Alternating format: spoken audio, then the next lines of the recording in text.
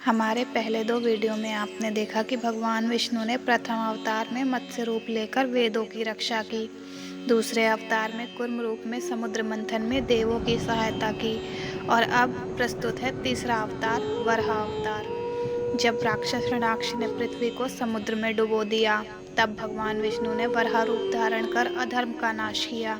आइए सुनते हैं इस अद्भुत कथा को। एक भयानक राक्षस जिसका नाम हिरण्याक्ष था, वो इतना बलशाली था कि उसने देवताओं को भी पराजित कर दिया था। लेकिन उसकी क्रूरता यहीं नहीं रुकी।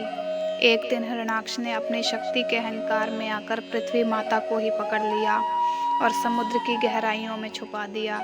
पूरे ब्रह्मांड में अराजकता फैल गई, चारों ओर अंधकार छा गया और पृथ्वी माता करुण पुकार करने लगी। देवताओं को जब ये पता चला तो वो घबराए हुए भगवान विष्णु के पास पहुँचे और उनसे प्रार्थना करने लगे, हे नारायण, इस संकट से हमें बचाइए।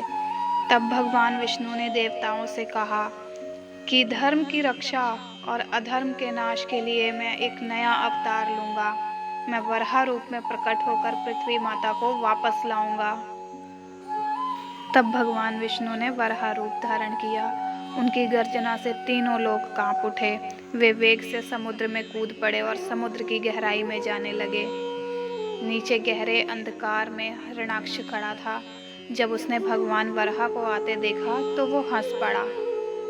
तब हिरण्याक्ष बोला, अरे ये वराह कौन है जो मुझसे पृथ्वी को छीनने की हिम्मत कर रहा है? तब भगवान वराह ने उत्तर दिया, अधर्मी, तेरा अंत निकट है। पृथ्वी को उसके स्थान पर लाना मेरा कर्तव्य है। मैं तुझे तेरे दुष्कर्मों का दंड दूंगा। फिर भगवान वराह और दैत्य हिरण्याक्ष के बीच भयंकर युद्ध छिड़ गया। काफी समय तक युद्ध चलता रहा। फिर भगवान वराह ने अपनी गदा उठाई और एक ही प्रहार से हिरण्याक्ष का वध कर दिया। युद्ध के पश्चात भगवान वराह ने अपने विशाल दांतों पर धरती माता को उठा लिया और उनको पुनः उनके स्थान पर स्थापित कर दिया। पृथ्वी माता ने भगवान का आभार व्यक्त करते हुए कहा, हे प्रभु, मैं आपकी आभारी हूँ। आपने मेरे प्राणों की रक्षा की है। मैं सदैव आपकी ऋणी रहूंगी। तब भगवान वराह मुस्कुराते हुए बोले, धर्म की रक्षा के लिए मैं हर युग में अवतरित होता रहूंगा और अधर्म करने वाले अधर्मियों का नाश करूंगा। वराह अवतार से हमें ये सीख मिलती है कि अहंकार कभी व्यक्ति को आगे बढ़ने नहीं देता, बल्कि उसके पतन का कारण बनता है।